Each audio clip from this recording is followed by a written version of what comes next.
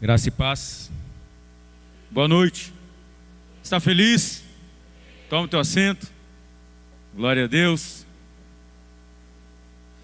Olha para quem está do seu lado. Dá um sorrisão para quebrar o gelo. Se você não cumprimentou, cumprimente agora. Agora é a oportunidade. Pergunte para essa pessoa: você está feliz com Jesus? Mas pergunta com ânimo. Pelo amor de Deus. Você está feliz com Jesus? Pergunta aí. Amém. Glória a Deus. Aí eu te pergunto: Jesus está feliz com você? Amém? Tem a certeza disso? Felizão ou um pouco triste? Como é que está aí? Amém. Cara, eu estou muito feliz nessa noite. E a gente está dando continuidade nessa sequência de mensagens, a qual tem falado sobre o Sermão do Monte. Cara, o quanto isso é rico de conteúdo, de informação, e o quanto isso tem agregado na sua vida, e quanto você não somente tem aprendido, sobre os detalhes do Sermão do Monte, mas o quanto tem edificado também a sua vida. Amém?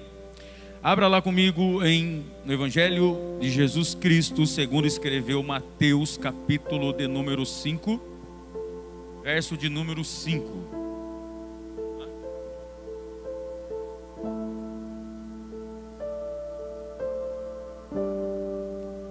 Amém? Você achou aí?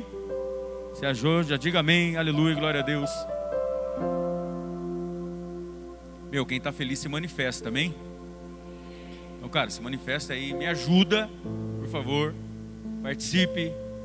E eu creio que Deus vai falar de uma forma poderosíssima. Quem achou, diga amém. Mateus capítulo 5, verso 5, vai dizer assim: bem-aventurados, o meu está na NVI, tá? Bem-aventurados os humildes, pois eles receberão a terra por herança. Eu vou ler de novo. Vamos ler junto no 3, todo mundo? 1, 2, 3. Bem-aventurados os humildes, pois eles receberão a terra por herança. Essa é a terceira domingo que está sendo ministrado cada versículo sobre o Sermão do Monte. O primeiro domingo deu início a pastora Mileide ministrando sobre bem-aventurados são os pobres de espírito. Aí no domingo passado foi o pastor Diego falando sobre bem-aventurados que choram.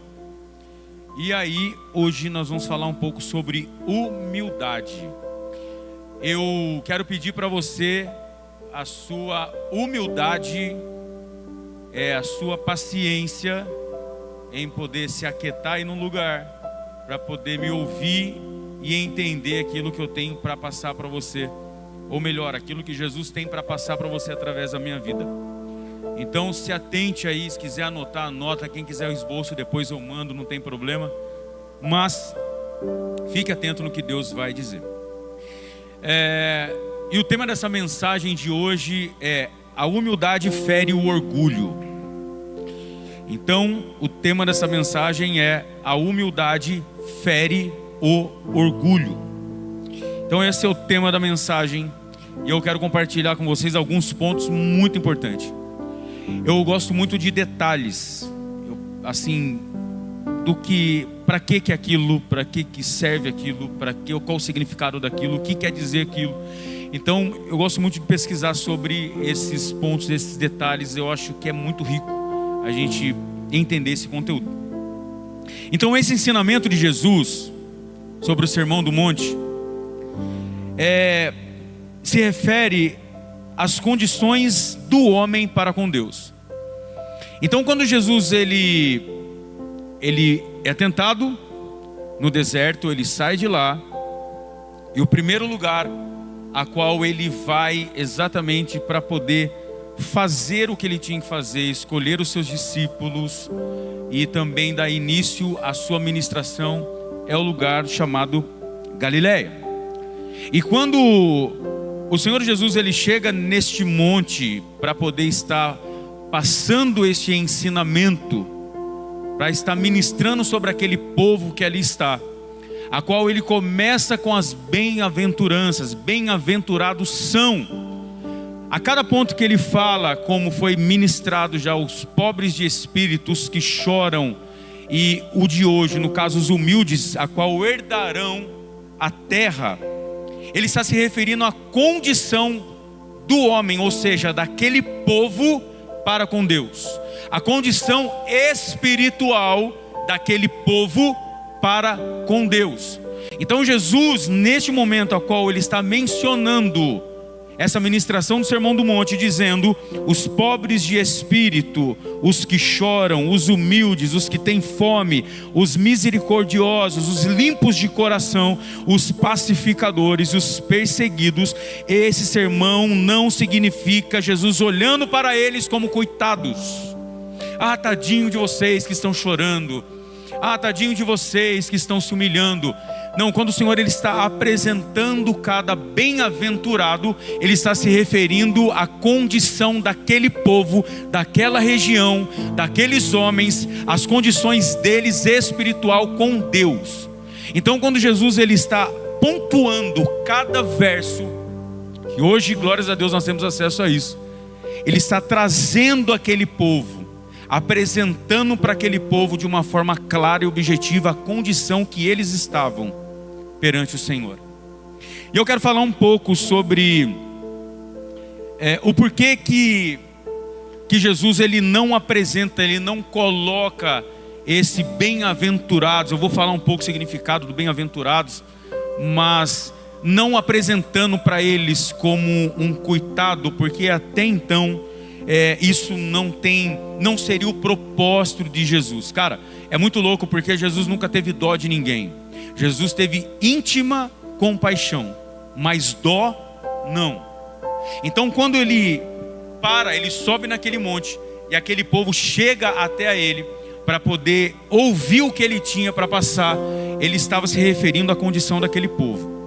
Porque até então, lá em Mateus capítulo 4, verso 17, Jesus disse: arrependei-vos, pois é chegado o reino de Deus. Então, antes dele mencionar sobre cada ponto bem-aventurado, ele já chega para aquele povo dizendo: arrependei-vos, pois é chegado o reino de Deus. Então ele já desperta o povo para um arrependimento. Ele desperta o povo para o povo entender qual seria o propósito daquela ministração, daquela bem-aventurado. Então o primeiro ponto é: arrependei-vos, pois é chegado o reino de Deus. Então quando nós ouvimos essa questão vindo de Deus, imagina, cara, Jesus naquele lugar, aquele povo olhando, esperando, ele olha e diz: arrependei-vos, pois é chegado o reino de Deus. Cara, a história é outra, o contexto é outro. Aquele povo já entende qual que seria o propósito daquela ministração. E por que na Galileia? Eu quero chamar sua atenção um pouquinho para isso. Cara, por que na Galileia? Olha que louco isso. Por que Jesus, então ele estava na Galileia, ele mencionou isso na Galileia. E por que, e quem era este povo galileu? Jesus ele poderia, cara, entenda uma coisa, tudo que você lê na Bíblia, vírgula, qualquer, cara, tempo, data, local, nome, tudo tem um propósito. Tudo tem um propósito, nada é por acaso. Cara, nada estava ali, começou na Galileia porque era o lugar mais perto. Ele começou na Galileia porque o povo aqui que foi que seguiu primeiro. Ele chegou, não. Então tudo tem um propósito, cara, algo profético em cima disso. E eu achei muito louco, eu achei necessário colocar isso para vocês, chamar a atenção de vocês para isso. Por que a Galileia? E quem era este povo galileu? Quem que era este povo que estava lá ouvindo a Jesus? O monte que Jesus pregou fica na região da Galileia, onde envolvia muitas cidades, ou seja, muita gente estava naquele lugar. Então a região da Galileia, onde fica o lago, não é o mar da Galileia. Eu falar do mar da Galileia, mas é o lago da Galileia. Então aquele lugar é muito extenso, é muito grande, envolve uma região com muitas cidades, muitos povos. Então Jesus ele vai para lá, ele dá início lá à sua ministração, falando principalmente sobre o Sermão do Monte, com o nome que é dado a este tema, com um propósito para aquele povo. Cara, tudo há um propósito. tudo que acontece, tudo que Jesus tem feito, que tem, cara, direcionado a palavra e as nossas vidas, também tem um grande propósito para isso. Galileia era um alvo, olha que interessante isso, cara. Galileia era um alvo de desprezo pelos judeus, pelo fato de ser um povo gentil. Então, a região da Galileia era um alvo de desprezo do povo judeu. A gente vê, por exemplo, Samaria, os samaritanos, como a gente conhece e ouve, já ouviu falar, ministrações várias sobre isso. Por que os samaritanos eram desprezados pelo povo? Pela mistura de povos. Ou seja, Deus tinha dado a direção para o povo lá atrás, o povo hebreu lá atrás, para eles não se misturarem, que eles seriam puros, seria uma nação pura para o Senhor. Quando Deus estava dizendo para eles lá atrás sobre não misturar, Deus estava dizendo, cara, vocês são só meus, então não se misture com os outros povos, para que não venha a vocês deixar de me adorar, para poder adorar aos outros deuses. A gente vê na palavra que isso aconteceu várias vezes. Então a direção de Deus sempre foi essa, para o povo em não se misturar com o povo gentil. Então Samaria foi misturada com os outros povos, e a Galileia também foi misturada com os outros povos. Então, por ser uma região muito grande, de várias cidades, tinha povos gentil naquele lugar. O que é gentil? Um povo gentil era um povo que não fazia parte daquela cultura, não tinha um sangue hebreu. Era um povo que não era discriminado, era desprezado, fazendo parte da linhagem, mas pela sua mistura, os judeus olhavam, os judeus puros olhavam e diziam, cara, vocês não fazem parte do nosso meio. Vocês não podem fazer parte, vocês não têm parte do nosso meio. Então, ou seja, isso, eu quero chamar a sua atenção para essa questão, cara, o quanto isso é muito louco da gente poder entender. Então é até conhecido como a Galileia dos gentios. Cara, olha que tremendo isso. E lá em 1 Reis capítulo 9, verso 11, vai dizer, Salomão deu 20 cidades da Galileia. Olha o porquê que este povo era gentílico, ou porquê que este povo tinha essa mistura. Olha o porquê que este povo era desprezado pelos judeus. Porque lá atrás, Salomão, lá em deixa eu achar aqui. Lá em 1 Reis capítulo 9, do verso 11, Salomão deu 20 cidades da Galileia para o rei de Tiro, em troca de madeiras para a construção do templo. Então Salomão ele fez uma negociação com o rei de Tiro, exatamente em troca das madeiras a qual eles tinham lá. Eles precisavam de madeiras para poder construir o templo. Então, em troca disso, em vez de pagar com ouro ou com prata, ele diz, olha, eu vou dar 20 cidades para você do lado da Galileia, da região da Galileia, e assim você deixa para nós toda a madeira a qual nós precisamos e necessitamos. Lá em Atos capítulo 2 e verso 7, dentro deste contexto de 1 Reis, nós vamos entender que por Salomão ter dado ou feito essa troca com o rei de Tiro, com essas cidades, o povo se misturou naquele lugar. Era um povo puro que estava lá, mas com essa troca vêm os outros povos de outras cidades, de outras nações, de adoração aos outros deuses. Ele se mistura com o povo judeu. Então por este motivo também aquele povo passa a ser reconhecido como gentios, não fazendo mais parte do povo judeu. Não eram mais puros, não tinha mais a mesma vista, não era mais considerado. Então por isso que eles eram alvos de desprezo pelo povo judeu. O interessante lá que em Atos capítulo 2, no verso 7, eles vão dizer, maravilhados eles ficaram. E eles perguntaram, acaso no momento, a festa de Pentecoste, que o Espírito Santo se manifesta no meio deles, e eles começam então a falar em outras línguas. O povo que estava lá, porque era dia de festa, era tempo de festa, então tinha muitos judeus de todos os cantos naquele lugar em Jerusalém. Então quando se manifesta o Espírito Santo naquele lugar, eles começam a falar em outras línguas. Em Atos 2,7 vai dizer, maravilhados aqueles que viram ficaram. E eles perguntavam, acaso não são galileus todos estes homens que estão falando? Ou seja, aqueles que viram a manifestação do Espírito Santo sobre eles, eles questionaram e desprezaram, exatamente dizendo, porventura esses que estão falando a nossa língua não são galileus? Ou seja, o que eles estavam dizendo? Cara, o que pode vir deste povo? Este povo é um povo gentil, este povo é um povo não é puro, este povo não é considerado por nós como um povo de Deus. Pelo olhar dos judeus para aquele povo da Galileia, daquela região, eles não tinham Deus. Deus não o avistava, Deus não estava com eles. Deus não recebia a oração deles. De nenhuma forma Deus ele estava olhando para aquele povo. Então, quando se trata da região da Galileia, era um lugar literalmente desprezado. Era um lugar literalmente humilhado. Era um lugar exatamente que não tinha nenhum tipo mesmo de honra para o povo judeu. E o interessante disso, que a gente vem entender o porquê que Jesus então se manifesta naquele lugar primeiro. O interessante é nós entendermos que a região da Galileia era um lugar desprezado pelo povo. O porquê então que Jesus se manifesta primeiro naquele lugar. Jesus poderia muito bem sair de onde ele estava e ir lá para Jerusalém. Ele poderia muito bem se manifestar para o sumo sacerdote. Ele poderia muito bem se apresentar para o povo literalmente puro, os judeus que estavam em Jerusalém. Ele poderia muito bem se manifestar para as autoridades. Ele poderia muito bem se manifestar para as outras pessoas, a qual eram honradas em Jerusalém. Mas a gente vai entender o porquê então que Jesus se manifesta primeiro naquele lugar de desprezo. Porque não tem dor pior do que o desprezo de alguém. Só Jesus sabia a dor que aquele povo sentia pelo desprezo a qual eles tinham pelo seu próprio povo. Queridos, eu quero dizer algo. O desprezo não era pelos outros povos.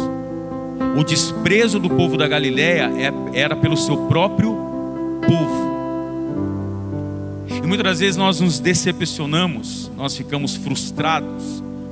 Muitas das vezes o desprezo vem daqueles que estão mais próximos. O desprezo vem daqueles que estão mais perto, daqueles que estão dentro, daqueles que estão junto. Eu não sei qual é a sua situação, não sei qual é o seu problema, não sei como você chegou até aqui, mas eu quero dizer algo para você. Cara, tem um propósito de você estar aqui nessa noite.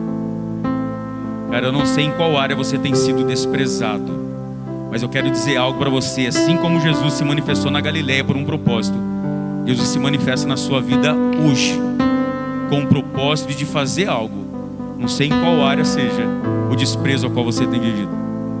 E o interessante disso é que lá em Mateus capítulo 20, verso 16, a Bíblia vai dizer: os últimos serão os primeiros.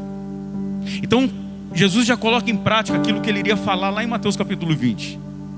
Então a gente começa a entender o porquê que ele se manifesta primeiro na Galileia. O porquê que o Sermão do Monte poderia ser em qualquer outro lugar. O Sermão do Monte poderia, porque Jerusalém, ou seja, Israel, ela é uma nação, ela é um lugar, ou seja, uma região de muitos montes. A gente vê na Bíblia vários nomes dados aos montes. A gente entende o porquê então que Jesus não se manifestou em outro monte. Por que então que ele não se manifestou no Monte das Oliveiras, no Monte Tabor, no Monte do Precipício?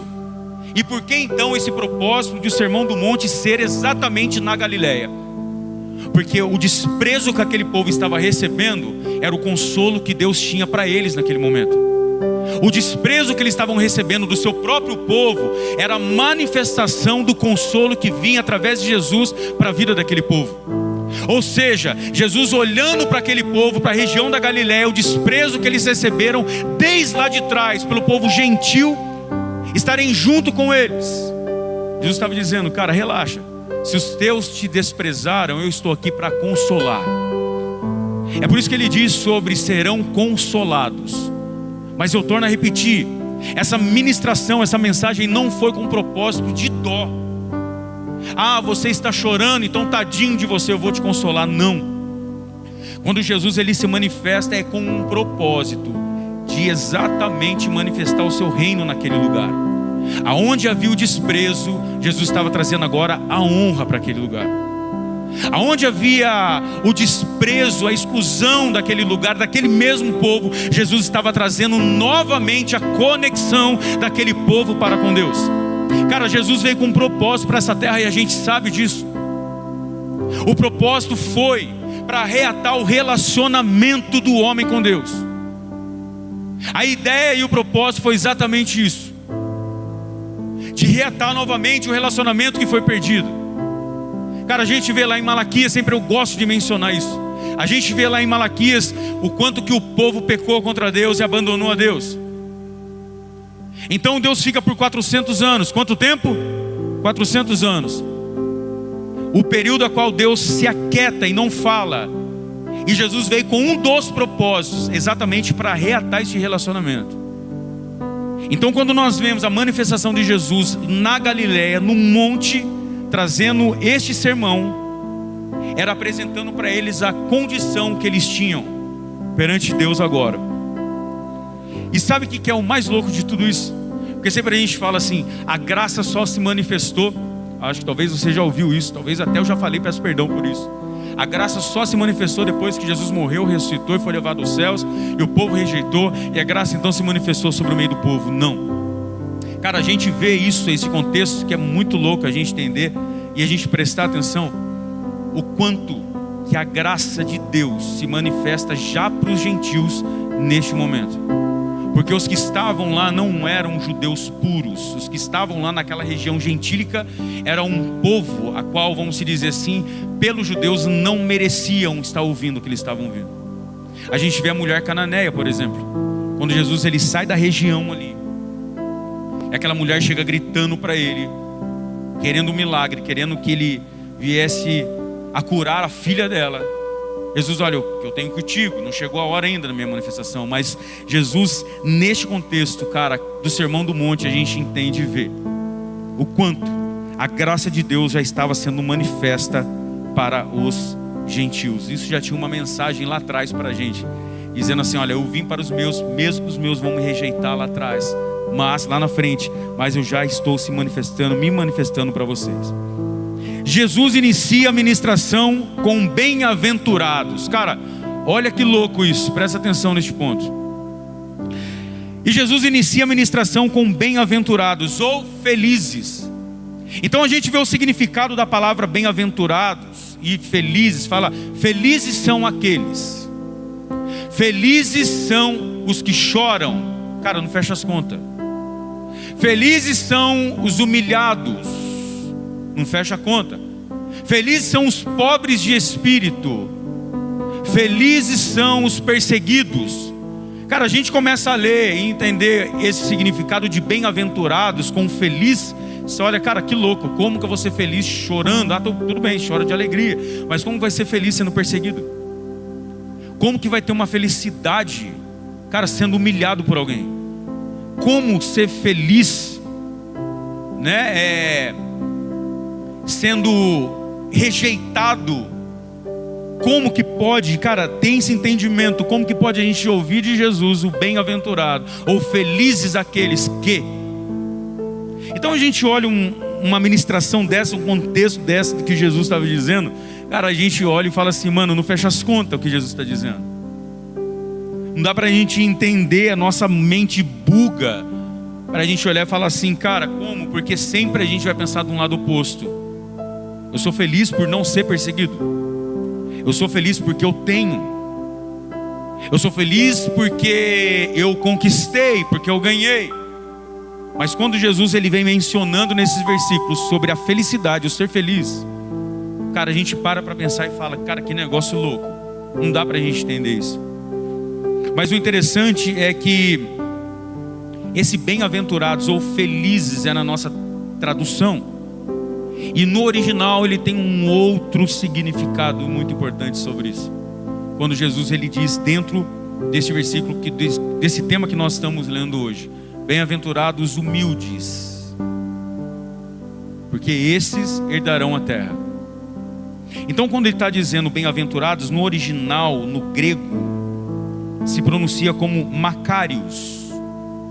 Macários bem-aventurados, a qual tem o seu real sentido dentro deste contexto. Então Macários no grego, no original, ele tem um significado quando ele diz bem-aventurados, ou seja, o seu real sentido e significado dentro deste contexto é bem-aventurados, ou seja, as bênçãos de Deus sobre este povo. Então o significado do original, do grego, quando Jesus ele está dizendo Macarius, ele está dizendo as bênçãos de Deus estão sobre vocês. Cara, e olha que louco, aí a gente começa a entender algumas coisas, a qual ele está dizendo.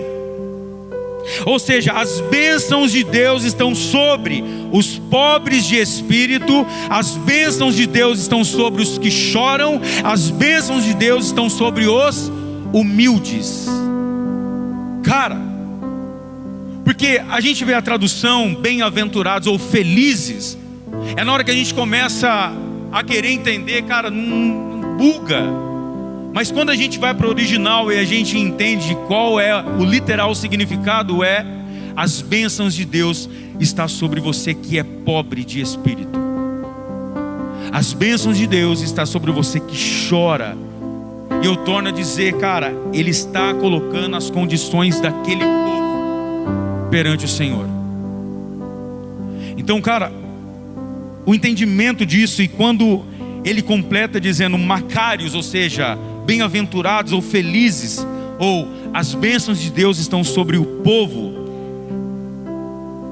os humildes, a qual herdarão a terra. E a palavra humildes, eu torno a repetir, humildes no sentido de humildes de espírito. Se ele está chamando o povo e colocando cada verso ou cada bem-aventurados como a condição espiritual do povo para com Deus, quando ele está dizendo de humildade, gente, entenda uma coisa: a humildade nesse sentido não significa em questão de ser simples, em questão de roupa simples, de ter uma casa simples, de ter um carro simples, não. Quando ele está dizendo sobre a humildade espiritual sobre o povo, olha que louco, Macarius, as bênçãos de Deus estão sobre vocês, os que choram, os que são pobres de espírito, ou os que são humildes. E a palavra humildes de espírito se pronuncia no grego como pitochos. Cara, e olha que interessante, e pitochos no grego, no original, significa, tem o seu significado como pobre, mendigo, necessitado, aflito e desamparado. Cara, que louco. Se o povo galileu foi desamparado, foi rejeitado e excluído pelo povo, pelo fato dali, aquela região ser um lugar de gentios, Jesus, quando ele diz bem-aventurados humildes, ele está dizendo as bênçãos de Deus estão sobre vocês que estão desamparados. Cara, aí a gente começa a fechar a conta, a gente começa a entender o porquê que Jesus ele começa a pontuar cada área específica daquele povo a qual estava desamparados, desprezados, eram alvos de desprezo pelos judeus. Jesus traz essa mensagem para eles dizendo: cara, vocês foram rejeitados, desprezados pelo povo, pelo seu povo, pela sua casa, cara, pela galera do mesmo sangue, mas eu estou dizendo, como Jesus estivesse olhando para aquela nação, olhando para aquela região, olhando para aquelas cidades, olhando para aquele povo, dizendo: eu estou dizendo que as minhas bênçãos estão sobre vocês desamparados, que a partir deste momento não são mais. A minha bênção estão sobre vocês que choram, a minha bênção estão sobre vocês que são pobres de espírito. Cara, e olha o que Jesus disse para a igreja de Laodiceia, lá em Apocalipse capítulo 3, verso 17. Jesus dizendo, Jesus dizendo para eles, para a igreja de Laodiceia: você diz, estou rico, adquiri riquezas e não preciso de nada. Não reconhece, presta atenção, não reconhece. Essa é a palavra da igreja de Laodiceia. Essa era a característica da igreja de Laodiceia naquele tempo. Então Jesus ele vem e menciona sobre isso, sobre o reconhecimento. Quem está entendendo, diga amém. Quem não está entendendo, diga amém. Fica tranquilo que você vai entender até o final. Então em Apocalipse capítulo 3, verso 17, Jesus disse: vocês estão dizendo que vocês são ricos, que vocês têm riqueza e não precisam de nada, mas não reconhece, porém, que é miserável, digno de compaixão, pobre, cego e que está nu. Cara, aqui Jesus estava dizendo para aquele povo: a humildade de vocês, zero. Vocês estão batendo no peito a igreja de Laodiceia. E se a gente for pegar a igreja de Laodiceia numa forma profética, em épocas, a sétima igreja se refere ao tempo da igreja de hoje, profeticamente falando. Ou seja, é um povo que bate no peito e diz: eu não preciso de nada, eu sou independente, não preciso de Deus, eu não preciso dos cuidados do Pai, eu sei me virar, eu sei fazer, fica tranquilo. A prepotência tem tomado conta de muitos hoje. Aí eu quero dizer, vai chegar até quando? Vai perder o que mais para poder entender a sua dependência no Senhor? Cara, vai esperar perder o que mais para poder entender o que Deus tem para a sua vida? E Jesus vem então e traz essa palavra para eles dizendo: cara, vocês estão dizendo que tem tudo, e vocês batem ainda no peito dizendo que, cara, vocês não precisam de nada. E sabe o que é mais louco disso? Jesus estava se referindo à falta de humildade espiritual de Laodiceia. Porque eles eram um povo, sim, era uma igreja rica, era uma igreja que bombava, que estralava, cara, era uma igreja que estava no auge, no hype, enfim. Mas Jesus olha e diz assim: cara, vocês podem até aparentar tudo isso, vocês podem até aparentar uma beleza externa, vocês podem até aparentar tudo isso que vocês estão mostrando e dizendo que tem, toda essa riqueza que vocês estão expondo, mas Jesus estava se referindo a eles: vocês não têm nada, vocês são pobres, vocês são nus. Jesus estava dizendo para eles: cara, vocês não têm humildade espiritual, vocês perderam o senso, vocês perderam o temor. Cara, Jesus estava sendo muito claro para eles, para a igreja de Laodiceia, sobre isso. E o que faltava para eles era exatamente a humildade espiritual, o reconhecimento de que eles alcançaram tudo, mas não eram mais. Quando ele diz: não precisamos de mais nada, estavam dizendo: cara, a gente é o autossuficiente, Jesus pode ficar da porta para fora. E a gente tem que tomar muito cuidado com isso. Sabe por quê? Cara, o ser humano é muito cabuloso. Porque quando está perdendo, cara, quando está enfermo, quando está arrebentado, quando tem, as coisas estão, cara, indo cada vez de mal a pior. A palavra não diz: se não vem pelo amor, vem pela dor. Não existe esse versículo. Mas sempre a gente... é aquela questão: estou perdendo, as coisas estão indo ruim, as coisas estão indo mal. Não estou generalizando, mas pode prestar, não estou generalizando, mas presta atenção e eu sei do que eu estou falando. Tem gente que some da igreja, a primeira coisa que vem na mente é o quê? Está tudo bem. Aí daqui a pouco volta com aquela cara de ué. Aí você já pensa logo: o negócio ficou ruim. É assim ou não? Quem já fez isso? Amém. Ai, que benção, pouquinho, só eu. Ah, que legal. Cara, isso é fato, infelizmente. Não estou generalizando, estou a dizer. Mas e quando as coisas estão bem, as coisas estão caminhando, aí a gente começa sempre a deixar o quê? Cara, aquilo que era de prioridade, a gente começa a deixar de lado. As coisas estão acontecendo, o tempo para Deus some. As coisas estão fluindo. Cara, a minha vida para Ele já não é mais tão importante. O meu tempo de qualidade com Ele já não vira mais, já não é mais como antes. E o que o povo estava dizendo, essa prepotência da igreja de Laodiceia, não estou fugindo, eu estou usando este contexto, esse texto para a gente poder entender um pouco. A chamada de Jesus para aquela igreja, dizendo que o que faltava neles era exatamente a humildade. É como se Jesus estivesse dizendo: vocês dizem que tem tudo, mas falta algo. O que? O arrependimento. Cara, vocês têm tudo, vocês estão top, vocês estão aí, cara, fervendo, mas o que falta para vocês é o arrependimento. Queridos, presta atenção nisso, cara, que louco. O arrependimento é o reconhecimento da miséria espiritual. Ou seja, quando eu entendo ou quando eu me arrependo, eu estou reconhecendo a minha miséria espiritual. Cara, e quando que eu chego a este nível de arrependimento, que está envolvido dentro deste contexto de humildade, a qual eu quero chamar sua atenção para isso. E esse reconhecimento é a manifestação da humildade. Ah não, pastor, peraí, você está viajando. Porque a Bíblia fala que o Espírito Santo de Deus que leva o homem ao arrependimento. Cara, beleza, mas ele vai te forçar alguma coisa, sim ou não? Sim ou não? Não. Então quando ele nos leva ao arrependimento, ele está dizendo, cara, o que você está fazendo ou o que está prestes a fazer é errado. Ou seja, o Espírito Santo desperta em nós aquilo que é certo, o que é errado. Mas porém, o que cabe de mim e você é a humildade de reconhecer isso. E esse reconhecimento só vem e só se manifesta quando a humildade faz parte do meu ser. Ou seja, então é um conjunto de coisas. Porque vem o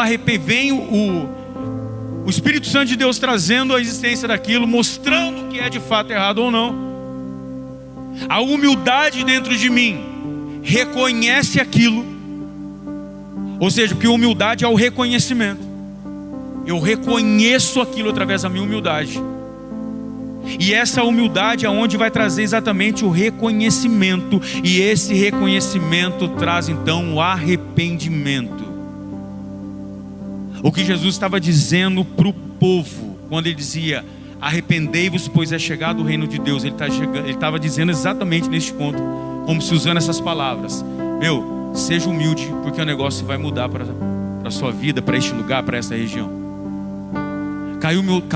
Que a humildade venha fazer parte, literalmente, da sua vida, do seu dia, para que você possa reconhecer as condições a qual você está perante ao Senhor, para que daí possa vir o arrependimento. A humildade é a certeza da dependência de Deus. Cara, quando a Bíblia está falando sobre a humildade, dentro deste contexto, a humildade espiritual, ele está se referindo exatamente sobre a certeza da dependência de Deus. Eu quero dizer algo para você, não precisa me responder. Cara, qual tem sido o seu nível de dependência de Deus? A sua dependência está no quê? A pastora Stephanie ministrou aqui, ela falou sobre isso. No momento do dízimo e oferta. Não tem como servir a dois senhores. A sua dependência está em quê ou no quê? Então quando se trata de humildade, está dizendo exatamente sobre a dependência, é a certeza. Cara, quando eu tenho essa humildade queimando dentro de mim, ou seja, quando eu reconheço, é onde gera o arrependimento. E essa humildade é a certeza. Quando essa humildade cresce dentro de mim, ou queima dentro de mim, é a certeza da dependência que eu tenho de Deus, a qual Ele é o meu provedor, a qual é Ele que cuida, é Ele que faz, é Ele que opera, é Ele que governa sobre a tua vida. Aí eu quero dizer algo e fazer uma pergunta: quem é que tem governado a tua vida? A sua dependência está em quem e no que? Eu torno a dizer que neste tempo que nós estamos vivendo, se refere exatamente à prepotência. Eu torno a dizer a independência. Cara, porque eu consigo, eu posso, foi eu que trabalhei, foi eu que conquistei, porque eu sou bom, porque eu não preciso, eu não dependo de Deus. Aí passa a enxergar a Deus como apenas uma religião de quarta e domingo, apenas como bater um cartão de vir para cá e fazer o que tem que fazer, para dizer: Deus, eu estou aqui, quando o Senhor voltar para arrebatar a igreja, ou se decidir me levar morto, o Senhor vê que eu estou vindo nos cultos. Cara, mas não se resume num culto de quarta e domingo. A dependência de Deus, ou seja, eu só vou entender, só vou ter e colocar em prática essa dependência se essa humildade existe dentro de mim. Porque se a prepotência tem predominado, tem se manifestado, cara, onde está a nossa dependência? E a gente entende o quanto isso é importante do que Deus está dizendo. E cara, a humildade sempre estará em conflito com o orgulho, sim ou não? A humildade sempre estará em conflito com o orgulho, sempre. Porque quando se fala em humildade, se fala em se humilhar. Quando se fala em humildade, está falando sobre o se humilhar, o se prostrar. Cara, e se humilhar é zoado. O se humilhar, quando se fala em ser humilhado, cara, eu dei ideia, eu falei aqui, eu compartilhei com vocês sobre a Galileia, sobre o povo galileu, que eles eram humilhados. Eles foram rejeitados. Quem já foi rejeitado? Quem já foi humilhado aqui? Ajuda nós aí. É gostoso, é legal, é bom? Sim ou não? Lógico que não. Ser humilhado é a pior coisa que tem, cara. Ser rejeitado é a pior coisa que tem. Então, quando se fala de humildade, diretamente para mim, para você, e humildade de espírito, que se refere exatamente sobre a dependência de Deus. Cara, na mesma hora há um conflito interno. Aí é na hora que começa o orgulho a gritar mais alto. Cara, você vai abrir mão disso. Cara, você literalmente vai se humilhar por isso. Porque quando se trata de humilhação, diferente em se humilhar para Deus. Mas quando fala de humilhação, cara, se refere à perca de identidade. E você se rebaixa para poder alcançar ou adquirir algo.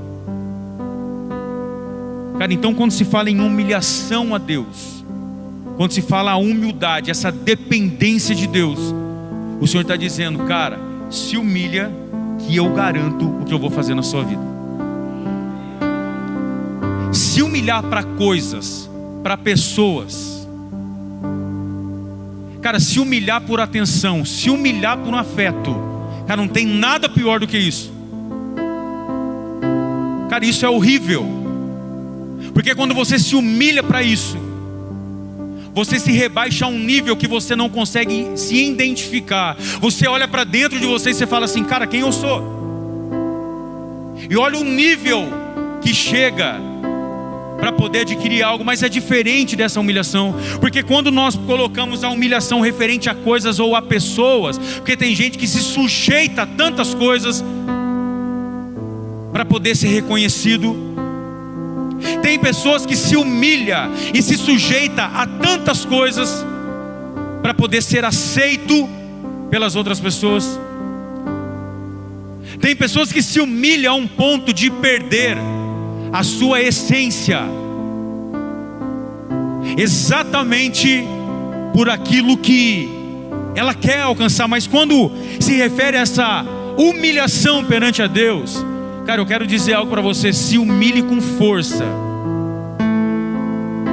Que essa humildade venha mesmo se manifestar na sua vida, a um ponto, cara, de você olhar e dizer, cara, eu sou dependente de Deus, eu preciso dele, eu necessito dele. Enquanto eu declaro isso, dizendo, cara, essa humildade queima dentro de mim. Quando eu pronuncio isso, dizendo, cara, eu necessito, eu preciso, porque Jesus disse, em mim nada podereis fazer. E quando eu entendo e coloco isso em prática, Ele está dizendo, cara, é isso. Se humilha com força, se entrega, faça, porque esta humilhação não se compara à humilhação por coisas deste mundo, mas esta humilhação perante o Senhor se refere, aleluia, a coisa a qual Ele pode fazer pela tua vida. Não se compara a humilhação a Deus para as coisas em se humilhar para este mundo.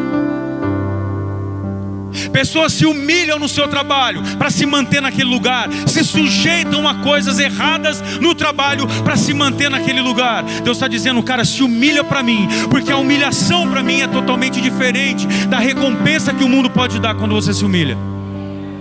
E a recompensa de Deus quando nós nos humilhamos, sabe que é louco isso? Porque quando se fala de humilhação, se fala de se prostrar. Quando você se prostra, você está, cara, se colocando como entrega, como dependência literal. Eu fico imaginando, eu quero fazer uma colocação, eu fico imaginando Deus no teu alto sublime trono, no terceiro céu, cheio de anjos adorando Ele. Cara, eu amo esse contexto. Embaixo, dos lados, em cima, Deus sendo adorado dentro do nosso tempo temporal e lá o atemporal, Ele sendo adorado 24 horas. E eu fico imaginando quando um ser, ele se humilha, ele se prostra perante a Deus aqui na terra. Eu fico imaginando, eu quero fazer essa colocação, essa licença poética, se vocês me permitem. Cara, Deus parando lá ao céu e Ele olhando para você dizendo: cara, é isso que eu espero do meu povo. Cara, essa entrega literal, essa humilhação, cara, essa dependência de Deus. Cara, olha aqui para mim.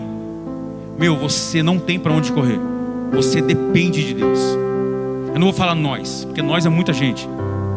Vou falar você. Você depende de Deus em todas as áreas. Você depende de Deus.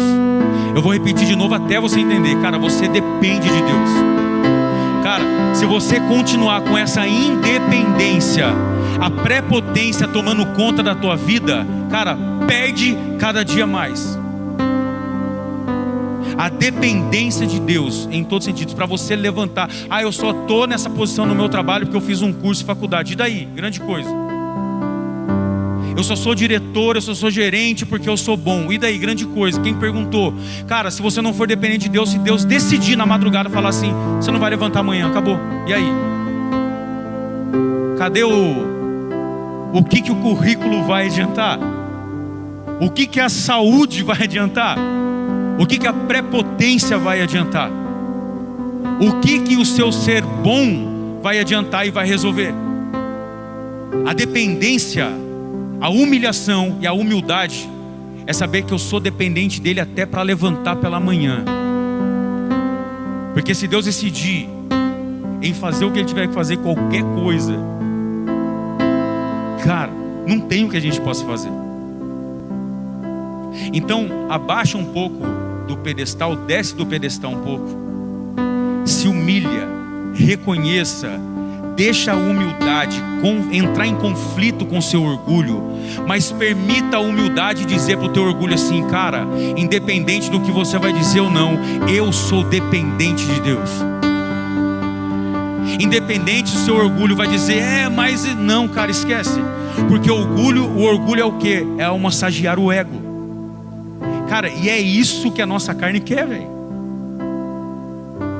Então, quando nós falamos de humildade, de humilhação, cara, quando você para e fala assim, cara, eu sou dependente de Deus, seu orgulho na hora entra em cena, dizer, opa, não.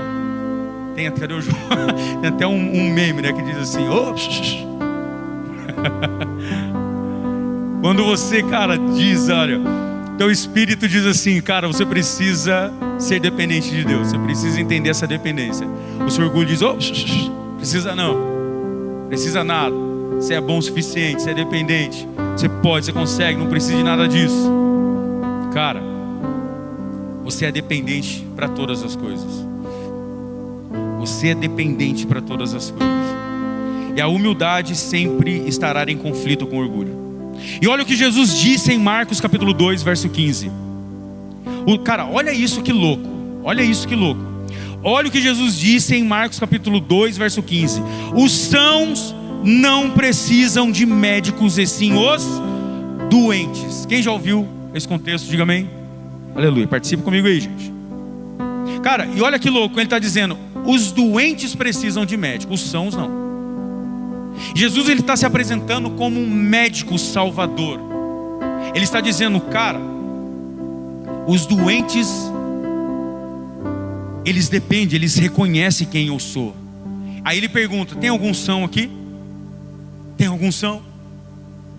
E dentro deste contexto, quando Jesus ele está falando e se referindo sobre que os doentes precisam de médicos e os sãos não, e ele se colocando como um médico salvador daqueles doentes, e quando ele faz uma pergunta dizendo, tem sãos por aqui?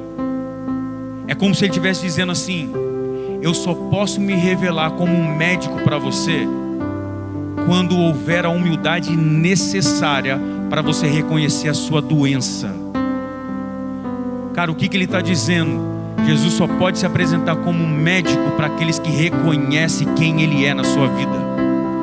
ele só pode se revelar e se manifestar dentro deste contexto como um médico para aqueles que reconhecem a sua enfermidade. Cara, enquanto a prepotência, o orgulho estiver tomando conta, e você ficar relutando, eu não preciso, eu vou no culto, mas não vou aceitar Jesus, eu vou no culto, mas eu estou lá apenas por estar, eu estou fazendo, eu oro tal, mas cara, e a dependência? E o que eu estou dizendo, eu não, o que a palavra de Deus está dizendo sobre esse contexto, é essa dependência de espírito, essa dependência de alma, essa dependência dele, cara, em dizer e gritar, em se humilhar e se prostrar, mesmo em dizer para o Senhor: Deus, eu dependo de ti. Aleluia. Seja humilde e reconheça a dependência dele. A base de um relacionamento com Deus é a humildade que leva à humilhação, a qual leva ao arrependimento. Cara, não tem para onde correr, não tem outra forma, não tem outro jeito. Sinto ele em dizer, cara, se você não abaixar a bola, se o orgulho continuar tomando conta de você, você continuar batendo no peito, dizendo, cara, não preciso, eu não dependo de Deus, porque eu sou autossuficiente, vai continuar ruim o negócio. Aonde está a sua dependência? No teu potencial? A sua dependência está no dinheiro que você tem? A sua dependência está no teu trabalho, no teu emprego, no que você é bom? A sua dependência está no quê? Ou está em quem? Cara, se você ama mais alguém do que Jesus, está zoado. Revê isso daí. Está errado. Eu amo mais o meu marido do que Jesus, cara. Vê isso daí, revê esse ponto aí. Não estou querendo arrumar discórdia não, tá, gente? Pelo amor de Deus. Mas a gente precisa entender essa dependência que nós temos. E só pode levar a isso, a humilhação, quando eu reconheço, cara, e eu entendo essa humildade dentro de mim. O quanto isso é importante para nós, quando ele está dizendo, bem-aventurados, ou seja, as bênçãos de Deus estão sobre vocês que são humildes. As bênçãos de Deus estão sobre vocês que reconhecem a dependência dele. As bênçãos de Deus estão sobre você que reconhece, cara, que é humilde a um ponto de se humilhar perante ao Senhor, não apenas em palavras dizendo, eu sou dependente de ti. Nem sei se tem louvor que canta isso, mas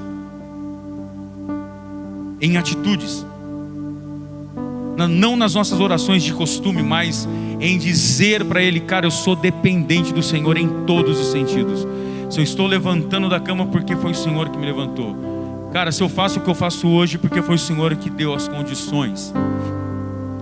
A dependência é você entender, cara, que sem Ele nós não conseguimos, você não chega, não consegue nada. E olha o exemplo que Jesus deu, a qual Ele fala em Lucas capítulo 18. Tinha 2 homens que subiram ao templo para orar. Um era fariseu e o outro era publicano. O fariseu, presta atenção nisso aqui, o fariseu em pé, por que a Bíblia menciona isso? Como eu falei, cada detalhe tem um propósito. Então nessa parábola ele está dizendo um fariseu em pé, ou seja, ele não estava prostrado, mas ele estava em pé. Orava no íntimo. Deus, eu te agradeço. Tinha quantas pessoas no templo? Quantas? 2. Um era fariseu e o outro era publicano. O que este contexto está dizendo? O orgulho e o humilde.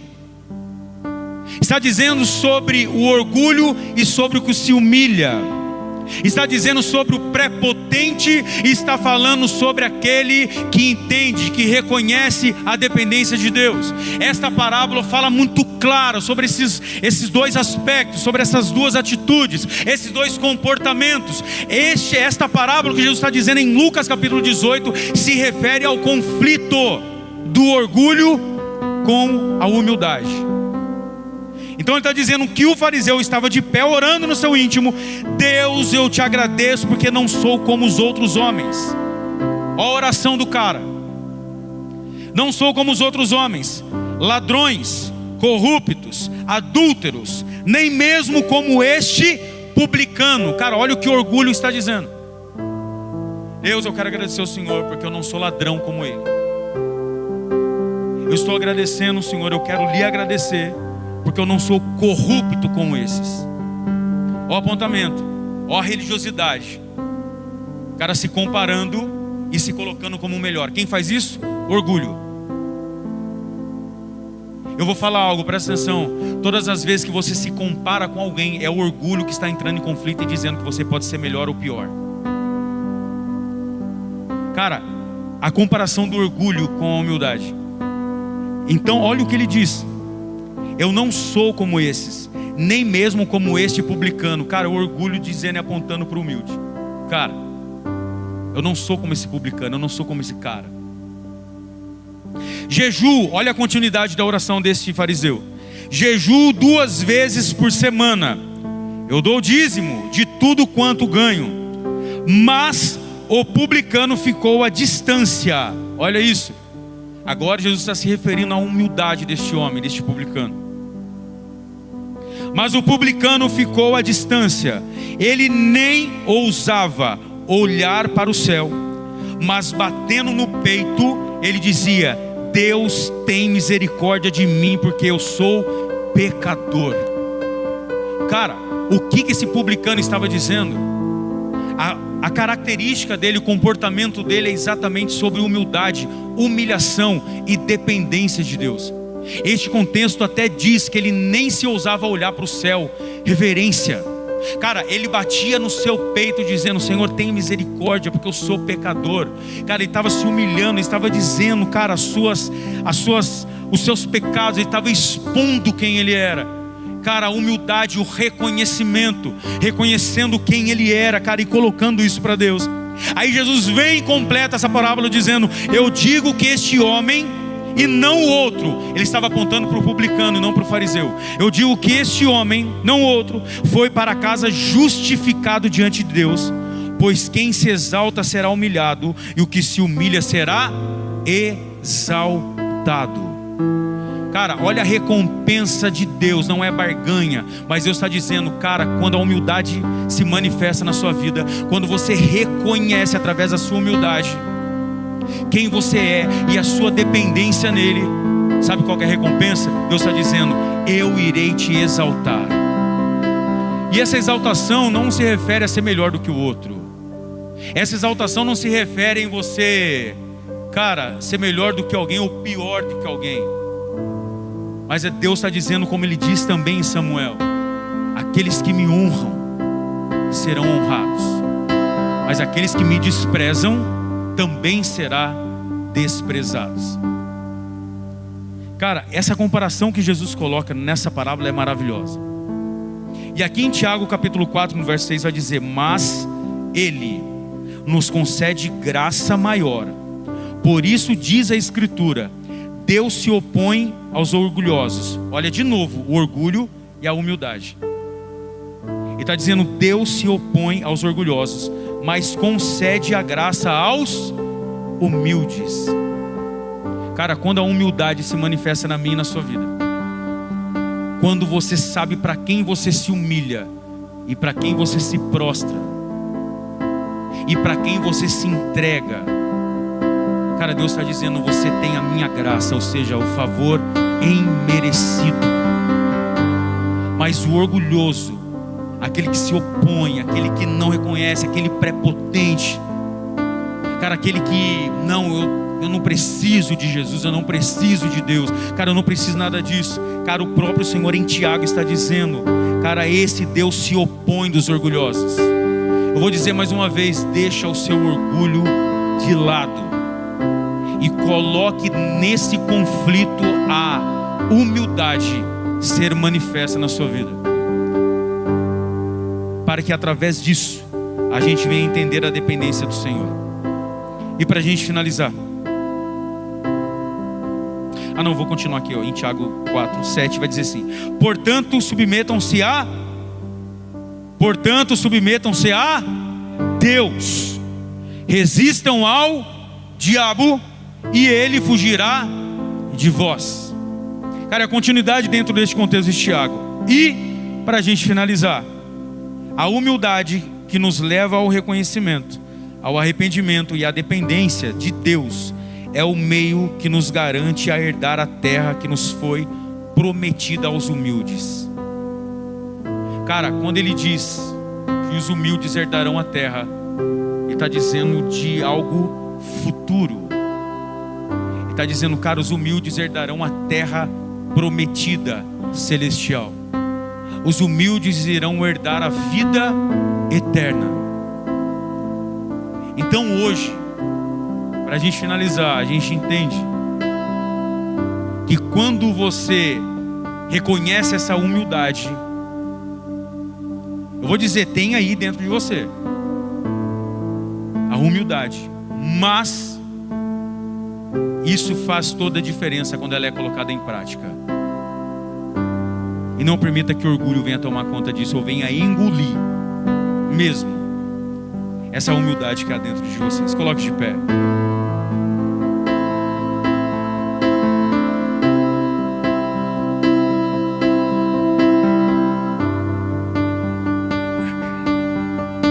Jesus falou com você, amém?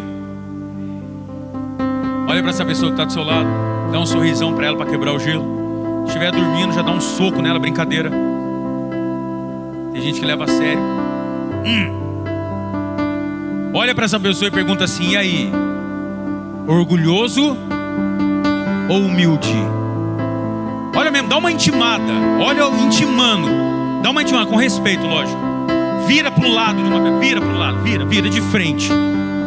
Pergunta assim, olha dentro dos olhos. Pergunta assim, e aí? Orgulhoso ou humilde? Pergunta para quem está do outro lado agora. Dá uma intimada com o seu olhar. Pergunta dizendo, e aí? Vai continuar orgulhoso ou vai ser humilde?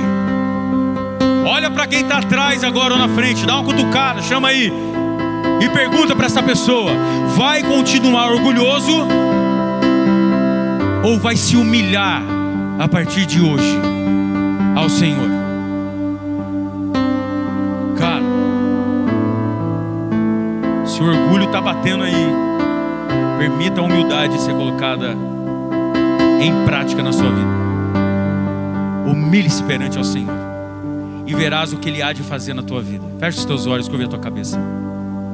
Quero estar orando com você.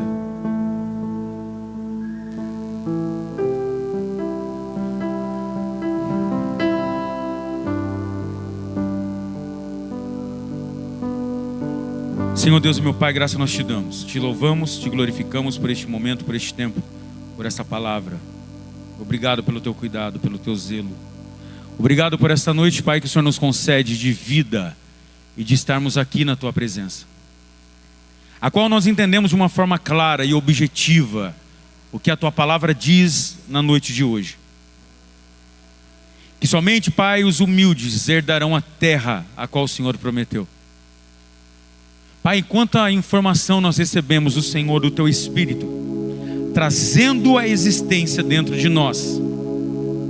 O quanto, Pai amado Deus, o orgulho tem tomado conta de muitas pessoas. O quanto o orgulho tem direcionado muitas pessoas. O quanto o orgulho tem levado muitas pessoas a decisões, a práticas. O quanto o orgulho tem dito ou tem impedido da manifestação da humildade e da dependência do Senhor.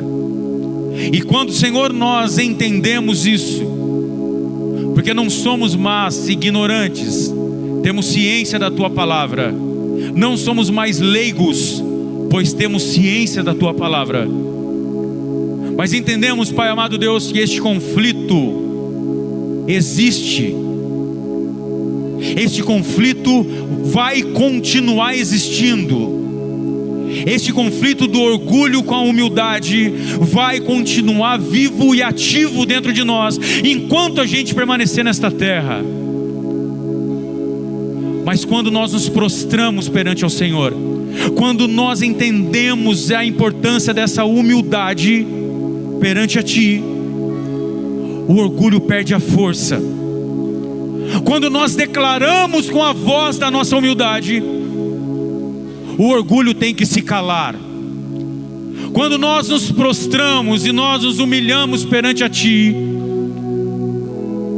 apresentando, Senhor meu Pai, ao Senhor, declarando a dependência de Ti, o orgulho, Senhor meu Pai, ele cai por terra, e a humilhação Te exalta, a humilhação do meu ser, a humilhação do ser do Teu povo, a humilhação da Tua igreja chama a Tua atenção, e a qual honra o Teu santo nome. E que nós possamos a cada dia mais nos humilharmos e sermos literalmente dependentes de Ti. Continue com seus olhos fechados. Eu quero fazer um convite para você, ou melhor, eu quero fazer 3 convites para você. Não vou ficar insistindo aqui, vou fazer um convite, e tudo depende de você. Feche os seus olhos por gentileza. Se tem alguém no nosso meio que ainda não aceitou a Jesus, e você quer entregar a sua vida para Jesus hoje, nessa noite, erga as tuas mãos. Eu quero estar orando com você. Entenda, você não está aqui por acaso. Você está aqui com um propósito de Deus. Então, se você ainda não confessou Jesus como seu único e suficiente Salvador, e nessa noite você quer confessar, erga as tuas mãos e vem aqui à frente. Aleluia. Ou se tem alguém que estava afastado da presença de Deus e hoje quer reconciliar, voltar para os caminhos do Pai, erga as tuas mãos, eu quero estar orando com você. Se tem alguém que estava afastado, não importa o que fez, o que deixou de fazer, o que o Senhor está te dando hoje é a oportunidade de deixar o orgulho de lado e que a humildade venha se manifestar na tua vida. Se humilhe perante a Ele. Talvez você tenha se humilhado a tantas coisas, talvez você tenha se sujeitado a tantas coisas, e o Senhor está dizendo para você hoje, através dessa mensagem: se humilhe perante a mim. O reconhecer e ser dependente dEle é se humilhar perante ao Senhor. E se tem alguém para voltar aos caminhos do Pai, reconciliar com Ele, erga as tuas mãos, eu quero orar com você. Eu quero fazer o 3º convite. Amém? E eu quero fazer o 3º convite. Não é vergonha.